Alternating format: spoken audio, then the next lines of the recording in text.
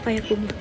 Tapi untuk pernikahan secara garis besar di Minangkabau itu tetap pihak laki-laki yang memberikan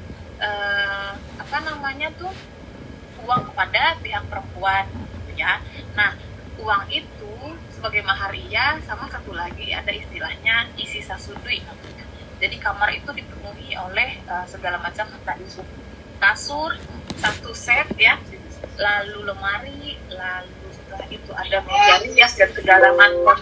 Jadi semuanya itu sudah beres tuh sama pihak laki-laki. Nah, uangnya dikasih ke pihak perempuan. Nah, nanti pihak perempuan yang mengisi si ruangan tersebut. Nah, itu biasanya. Nah, untuk tata cara atau step-step pernikahan di adat Minangkabau sendiri itu sudah dijelaskan juga ya oleh Siti di dalam laporan kamu. Nah, mungkin untuk Mbak Bimbang Tando ya tadi, itu sebenarnya penulisannya adalah Batimbang Tando atau Manimbang Tando ya, karena dua istilah itu. Karena saya Babimbang Tando emang itu apaan gitu ya, jadi yang benar adalah Batimbang. Jadi Batimbang Tando itu adalah ya ditimbang, maksudnya Batimbang Tando itu adalah acara yang dilakukan sebelum malam bainai gitu. Jadi memang prosesinya bertahap. Namun, nah sekali lagi, memilih game. Kenapa sih memilih game? Kenapa harus buat game sih? Kalau untuk agar interaktif, kenapa nggak media yang lain aja? Kan media lain mah banyak yang interaktif gitu. Kenapa harus board game? Karena gini Bu, dalam acara pernikahan sendiri itu memerlukan banyak pihak Bu, seperti pihak ibu, pihak mamak dari keluarga Bako. Jadi kalau semisalnya cuman kalau misalkan menggunakan game itu bisa dimainkan secara bersama-sama Bu. Jadi mereka punya peranan masing-masing dalam board game itu Bu. Oke, berarti sama kayak monopoli ya, maksudnya ada aturan-aturan tertentu yang nggak boleh dilanggar, seperti tadi benar nggak boleh nikah sesama suku. Nah, di sini mungkin harus perlu dijelaskan lagi, menikah sesama suku dalam Minangkabau itu, misalkan gini, orang Payakumbuh dengan orang Pariaman, mereka laki-laki dan perempuan, terserah lah, misalkan perempuannya Payakumbuh, laki-lakinya orang Pariaman atau Batu Sangkar gitu. Nah, sama-sama mempunyai suku Caniago. Tapi apakah lantas mereka tidak boleh menikah? Nah, itu boleh menikah. Karena apa? Itu sudah jauh sekali daerahnya, jangkauannya. Kecuali di dalam daerah yang sama, mereka satu suku, nah itu yang tidak diperbolehkan. Jadi harus diperhatikan lagi, menikah satu suku itu seperti apa sih kalau di dalam Minangkabau gitu. Oh, ternyata ada lebih spesifiknya lagi.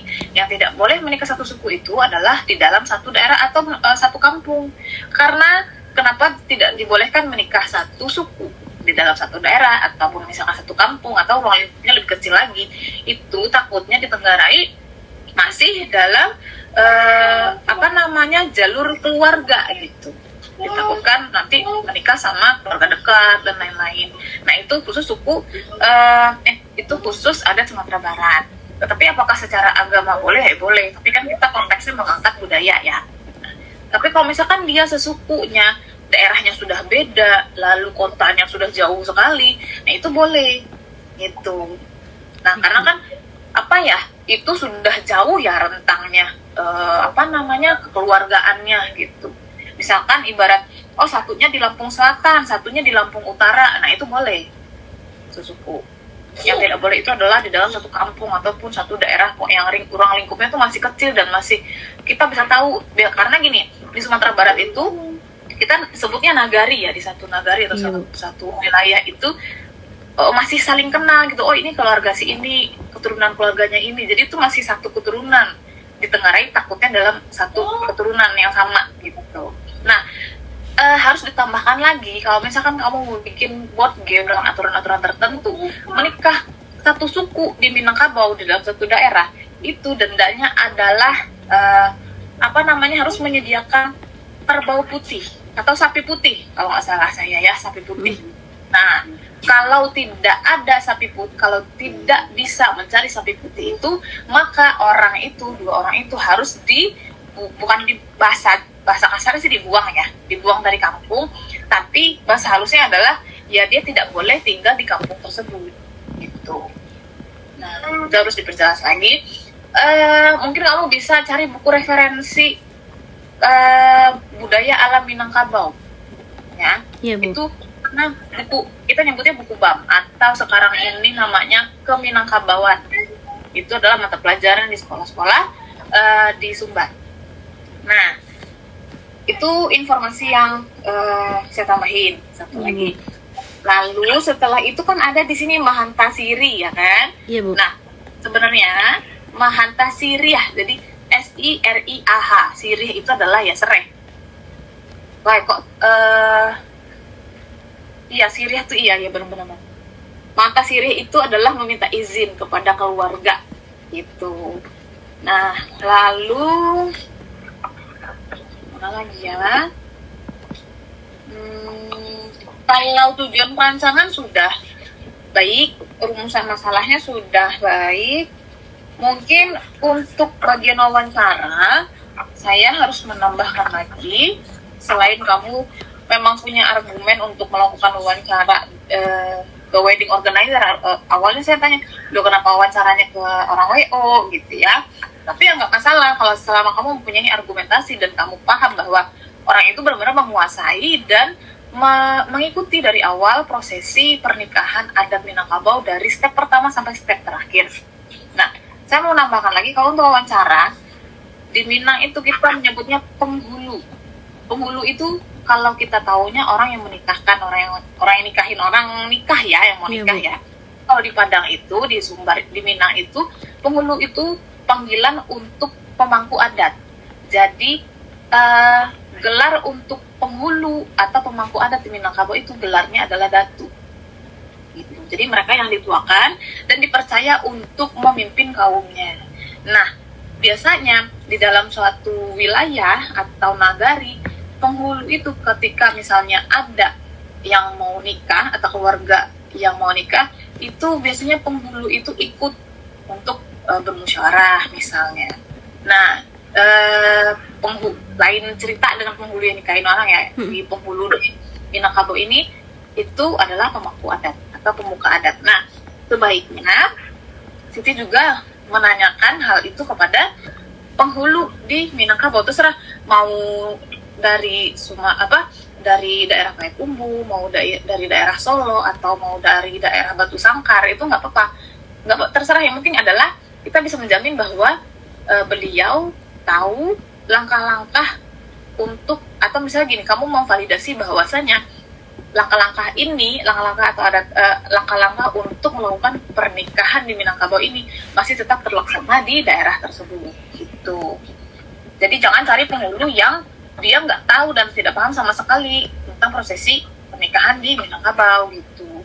Lalu setelah itu karena ini untuk kenapa saya suruh kamu menanyakan kepada penghulu dulu nih, kalau mau wedding organizer ya nggak apa-apa, itu hanya tambahan saja. Tapi kalau penghulu ini, setidaknya kalau kamu sudah punya data dari pemangku adat, ya itu udah valid, karena mereka yang tahu gitu. Penghulu itu diturunkan, gelar penghulu itu diturunkan turun temurun gitu dari suatu keluarga yang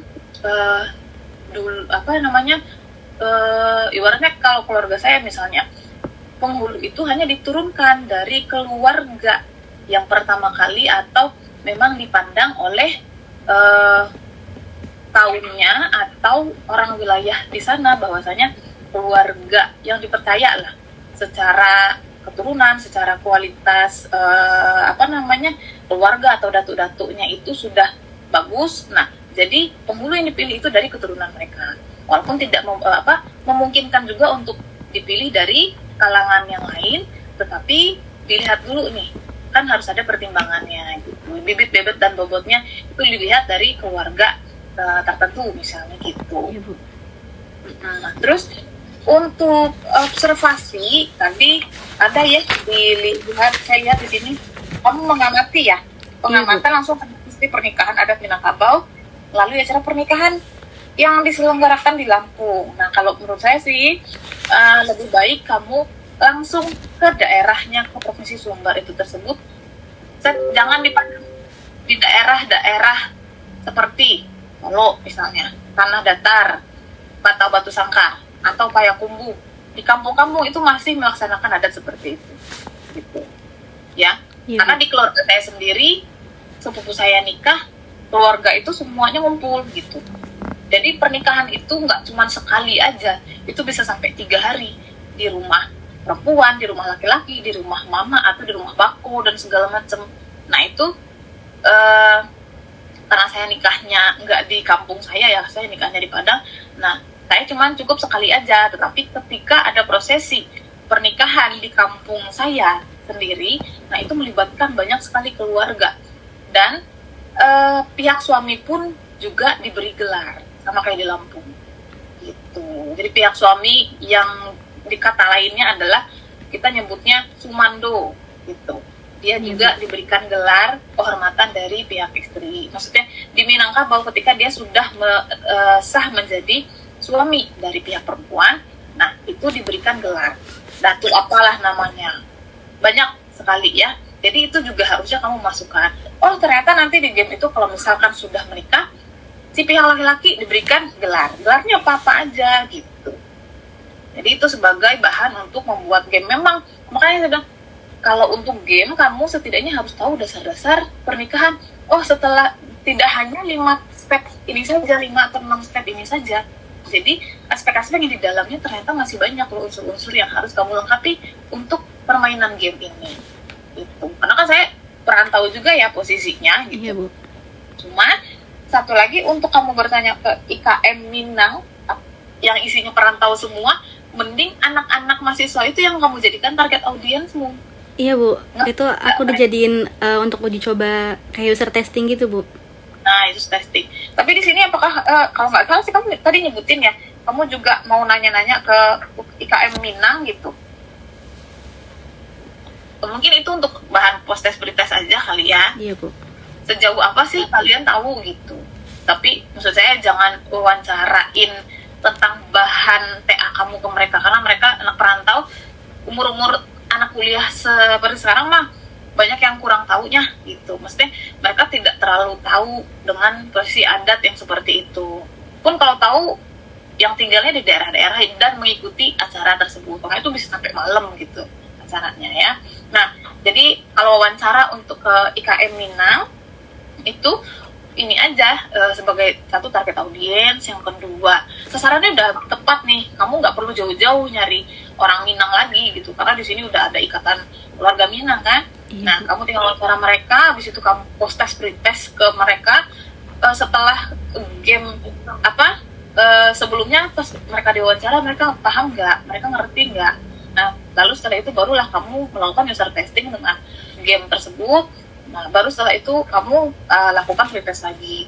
Setelah diadakannya game ini, kalian ngerti nggak bahwasanya pernikahan di Minang itu seperti ini loh detailnya gitu. Ya. Iya, Bu. Jadi ini sangat baik sekali ya. Saya mengapresiasi walaupun kamu bukan orang Minang, tetapi kamu melek dengan sebenarnya nggak Minang aja sih, semua budaya gitu. Setidaknya kamu sebagai orang yang non Minang itu kamu mengangkat budaya Sumatera, dan saya sangat apresiasi sekali ke karena nggak banyak juga yang mau dan berpikir bahwa oh ini bisa nih dibawa ke game. Nah tinggal kamu buktikan saja apakah game kamu ini sukses nggak nantinya, bisa nggak nantinya diaplikasikan, apakah game ini bermanfaat untuk memberikan pengetahuan kepada anak-anak Minangkabau yang merantau di Lampung ataupun dimanapun lah nantinya gitu. Jadi saya berharapnya game kamu ini terrealisasi dengan baik, dengan visual-visual yang baik. Nanti untuk buat game dan lain-lain cara mainnya, ya kamu tentang kamu tinggal diskusiin aja sama Pak Haji. Baik, Bu. Mungkin dari saya itu aja sih ya, Siti. Silakan mungkin dari Pak Haji ada maksudnya.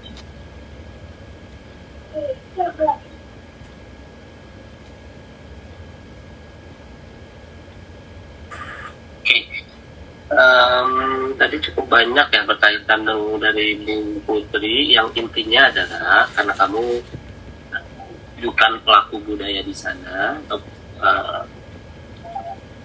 anggota budaya di sana, kamu perlu cari data lebih banyak lagi. Intinya itu Jadi dimanfaatkan 2 bulan ini untuk diperdalam pencarian data. Kemudian yang tadi mengulang sedikit untuk perantang Lampung yang tadi yang di IKM itu memang bisa jadi pretestnya untuk bukti bahwa memang perlu gitu si edukasi itu, karena pengetahuan tentang pernikahan adat itu memang masih kurang. Jadi itu sebagai salah satu dalil atau dasar bukti kuantitatif bahwa ini diperlukan. Nanti mereka jadi coba lagi, tidak masalah. Kemudian nanti game reference-nya mungkin kalau sudah ketemu dinding perlu di-update lagi setelah board game spesifik yang mau dirancangnya terpilih, paling betul di-update nanti. Kemudian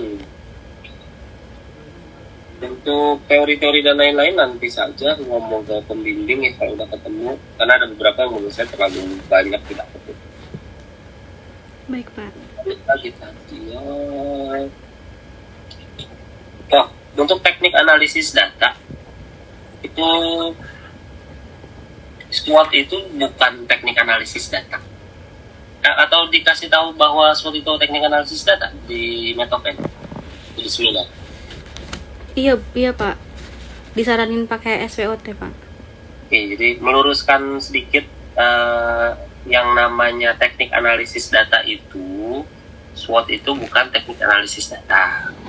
Secara langsung, di teknik analisis data tuh ada yang namanya, contohnya analisis deskriptif. Jadi kamu mendeskripsikan grafik, analisis inferensial, analisis kualitatif, analisis kuantitatif, analisis regresi, basisnya statistik, analisis faktor dan lain-lain, cluster analisis dan lain-lain.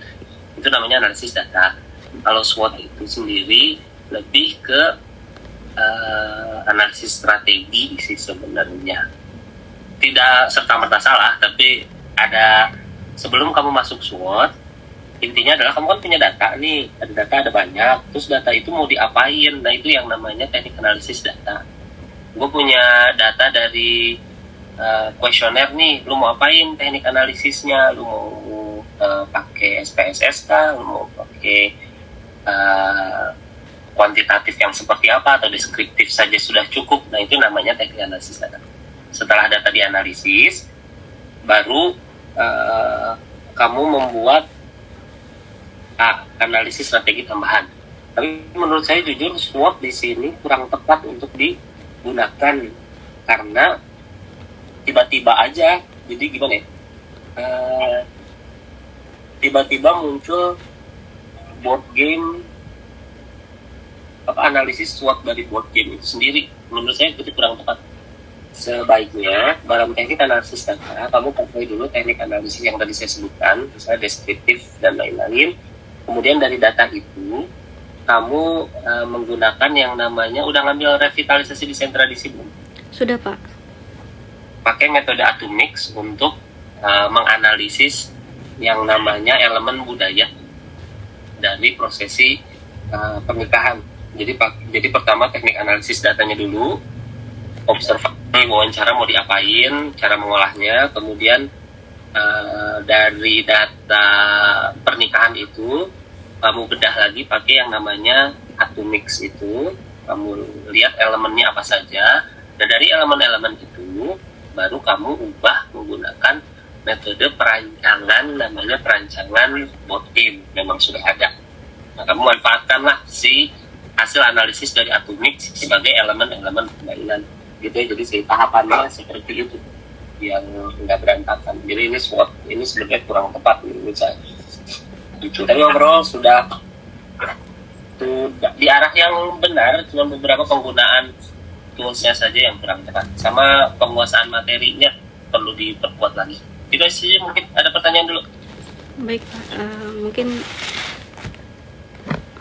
aku mau nanya ini, Pak. Sebelumnya aku belum sempat ngambil desain mainan, tapi tetap ikut kelompok yang kemarin ada desain mainan. Aku ikut bantuin dikit-dikit, Pak. Itu kira-kira boleh nggak, Pak, untuk ambil perancangan board game? Boleh saja. Nanti gini, kan kita nggak tahu pembimbingnya siapa nanti. Kalau misalnya kebetulan saya jadi pembimbingnya, ya udah nggak masalah, kita ngobrol di situ. Tapi kalau misalnya pembimbingnya orang lain, kemungkinan saya jadi penguji. Jadi kamu bisa konsultasi. Sifatnya konsultasi itu kan nggak masalah. Baik Pak. Tapi diperkuat ininya dulu lah. Diperkuat dulu materinya tentang pernikahan. Yang tadi PR-nya banyak ya. Iya Pak. Karena bisa jadi setelah kamu baca semuanya tentang materi itu makin kamu dalami, kayaknya bukan board game deh yang cocok. Bisa jadi berubah soalnya medianya. Gitu ya. Jadi tolong pahami dulu si materinya. Siapa tahu di 2 bulan ke depan kamu dapat inspirasi media baru selain board game. Baik Pak. Gitu aja. Ada lagi? Sudah cukup mungkin Pak. Oke. Oke, kalau gitu saya yang langsung tutup saja. Terima kasih atas sidangnya. Dipelajari lagi, disiapkan lagi nanti sampai ketemu pembimbing mungkin bulan Januari atau Februari tahun depan. Gitu ya, jadi tolong dilengkapi datanya. Baik Pak, terima kasih Pak untuk hari ini. Sorry, saya tutup. Terima kasih, selamat pagi dan assalamualaikum warahmatullahi wabarakatuh. Waalaikumsalam warahmatullahi wabarakatuh.